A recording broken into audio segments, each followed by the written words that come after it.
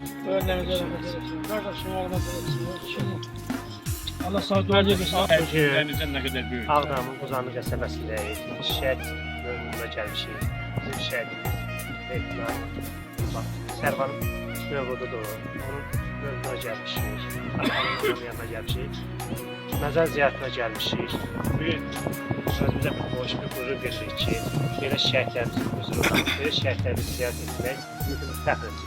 Bugün qardaşımızın Sərvanın şəklində Polat Əliyevlə birlikdə böyüdük. Atamıza gətirmişik. Hər bir evə gedəndə də aparırıq, hər bir evdə olanda da. Bizim üçün Polat məsələsi bütün şəhidlərimiz hamısı elədi. Özümüzə bir fəxr bilişik, qürur veririk ki, şəhid qardaşımızın Sərvanın cənnətlərin mövludunu işləş eləməyə, atalarımızla, ataların yanında olmaq bizim üçün bir qürur. Ata, cənnətlərin mövludunu mülayim olsun.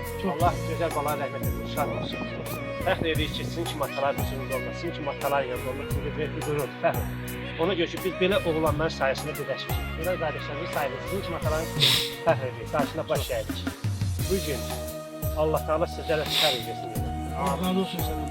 Allah olsun, çox sağ ol. Hoşdur, bizim üçün bir qürur sizin kimi ataların huzurunda olmağa. Hoşdur. Bugün də bu şəkili saat təqdim edirəm. Şəhid qardaşımızın Sərvanla sizi modelin şəklini həmən qayıtda atamıza veririk. Allah hər ikisinə də rəhmət etsin. Şad olsun. Sağ ol, Allah mənə vəzini versin, cibində olur. Çox sağ ol. Bir de özümüzde. Bəli. İşi bir. Biri mənə, birini özünə. Sağ olun. Çok sağ olun. Allah canınızı sağ eləsin. Sizə böyük təşəkkürümü bildirirəm. Elimizi versin. Bu şehit Allah'ın səbrini ver. Amin. Biz bugün senin yanında olmağa fəxr edirəm. Özümə fəxr hesab edirəm ki, mən də bir şəhid atası kimi sənin yanında sana təsəlli vermək üçün, sizin böyrədə olmaq üçün və bizim üçün çox fəxridir. Çox sağ olun, çox sağ olun. Mən özüm də bax, özüm getdim gördüm. Şəhidlərimizin heç birindən nə səmimi olmaz, nə öz olmaz, fərq qoymur. Mənim üçün hamısı mənim balamdır. Ona görə ki, bizim başımızı uca eləyən bu balalardır. Nə qədər bu balalar varsa, biz bunu yaşatmalıyıq ki, bunların hesabına biz gəzirik. Bu torpaqda, bu respublikada. Həmişə başımız aşağı gedirdi, indi başımız dik gedirik hərə getsək. Görsən ölkələr də bizi sayır ucadan. Amma qabaq heç kim bizi saymırdı, adam yerinə qoyan yox. Allah bu ballarımıza rəhmət eləsin, torpağı nurla dolsun, Allah sənin də anıya da səbir versin. Çox sağ ol, səndən razı olsun. Allah ziyarətini qəbul etsin. Sağ olun, sağ olun. Mən də hələ mən belə şəhid atası görməmişəm. Bax, mən özüm, şəxsən mən özüm danışıram. Mən bu kişi ola bilmərəm ömrü boyu. Bu kişinin evinə getdim, hökumət tikən 3 otaqlı evi, koridorudur, kuxnasıdır, 3 otaqlı evdir. Hər yan Azərbaycanın bütün şəhidləri. Fərqi yoxdur, birinci Qarabağ, ikinci Qarabağ. Mən bunun evinə baxdım, mənim elə bir dedim ki, bax bu kişiyə o qədər mənim evimdə bir iz qoydu ki, bunu bu vətənpərvər deyil, bunu bu şəhidə fərq qoymamalı.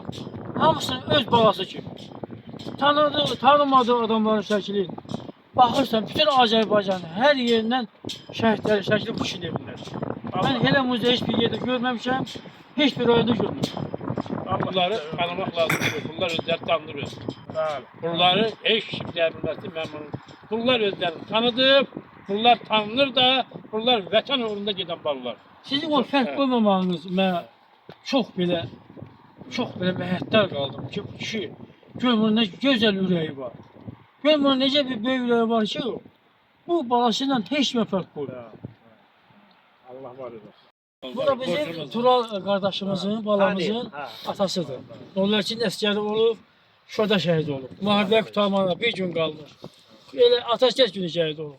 O kişinin də oğlu, o da institutda oxuyub, oradan ərzə yazıb, könüllü gedib. Ziyarət edərək məzarını tanıyanlar.